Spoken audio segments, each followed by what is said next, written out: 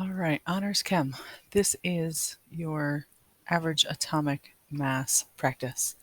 You can see in the problem above, it's listed in a chart form. It gives me three types of silicon, silicon 28, 29, and 30.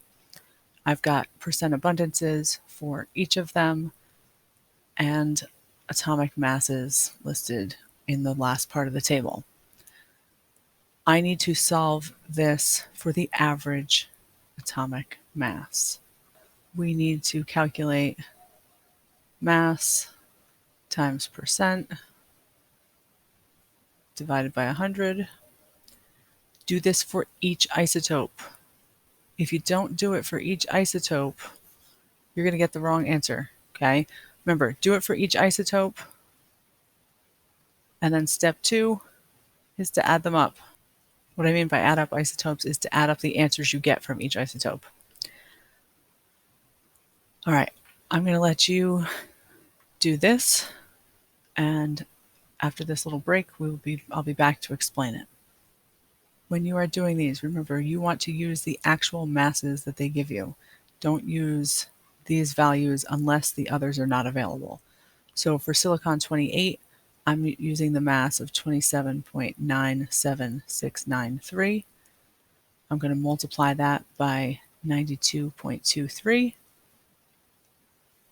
divided by 100. I'm going to just set all of these up before I calculate them. First one gives me 25.80. I only have 4 sig figs because my percent abundance is 4 sig figs. This was 7 sig figs, and it is for the entire column. The other two percentages here are 3 sig figs, so we need to keep that in mind when we're doing our math. For the second one, I get 1.356. I need to round that to 3 sig figs, so this is going to be 1.36. And the last one gives me 0.926. Remember, we're not finished. We still need to add these all up.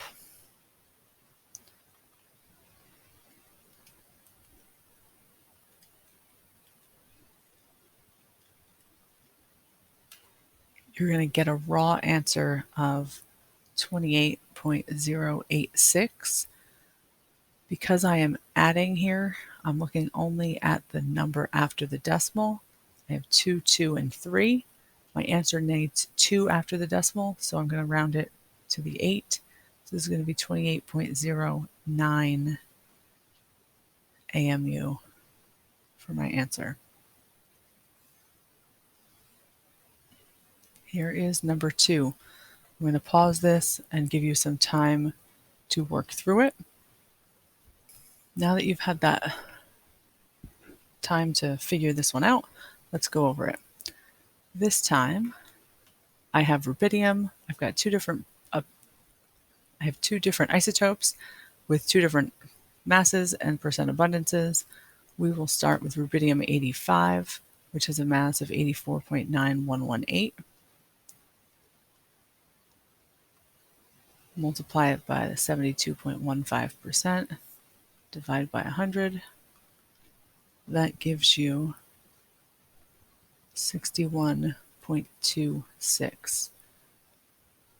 For the second one, we have a mass of 86.9092 times 27.85 divided by 100 gives me 23.97.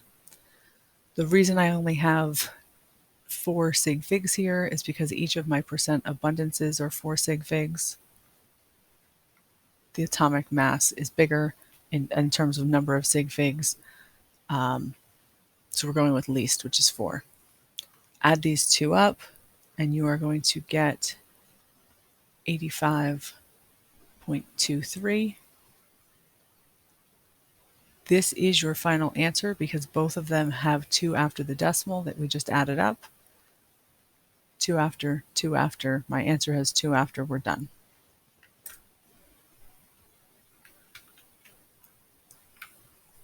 Okay, now that you've had a minute to do that one, we'll go over it. You've got your 62.9396. I'm going to write this one a little bit differently. I'm going to multiply it by the percent in decimal form already, just because it's faster. This is going to give me 43.54. And the second one, 64.9278 times 0.3083 gives me 20.02. When I add these up, I end up with 63.56, and my unit is AMU.